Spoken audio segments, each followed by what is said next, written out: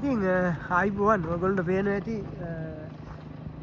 ජපානයට නම් අපි ඉන්න ප්‍රදේශයට හිම අධිකයි මේ බලන්න හිම කන්ද මේ තියෙන පාර කොහොමද කියලා බලන්නකො ඉතින් තත්ත්වය අර බලන්න අර වහලවල උඩ තියෙන අඩි 5-6කට වැඩිය උස හිම තට්ටු තමයි තියෙන්නේ. ඉතින් කට්ටිය සුද්ධ කරන හිම ටික. ඉතින් ඒ වගේම තමයි මේ මැෂින් එකෙන් හිම කපනවා. ඔයගොල්ලන්ට පේනවා ඇති හිම ටික කපාගෙන දෙනවා මැෂින් එකෙන්. සිස්ටම් එක බලන්න කොහොමද කියලා. හිම ටික කපලා ඔක්කොම ඉවත් කරනවා. ඉතින් මේ බාණය විසික් කරන එකේ තියෙන පාපුල්ලේ කොහොමද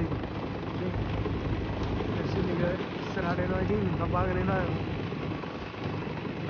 සීතලයි ඉංගා සීතලයි කොච්චර කැපුවත් හිම වැටෙනවා.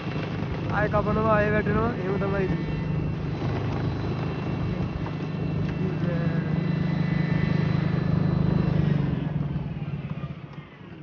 විශාල මැෂින් එකක්.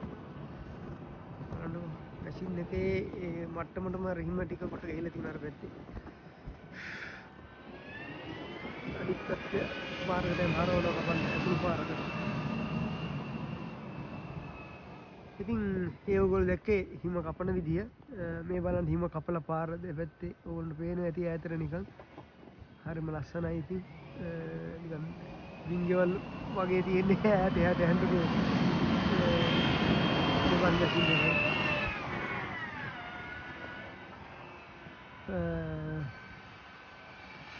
ඒ පාර කපන්න යන්නේ හිම ටික.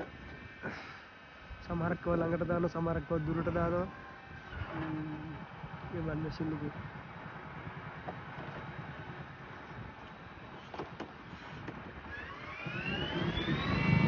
कपड़ा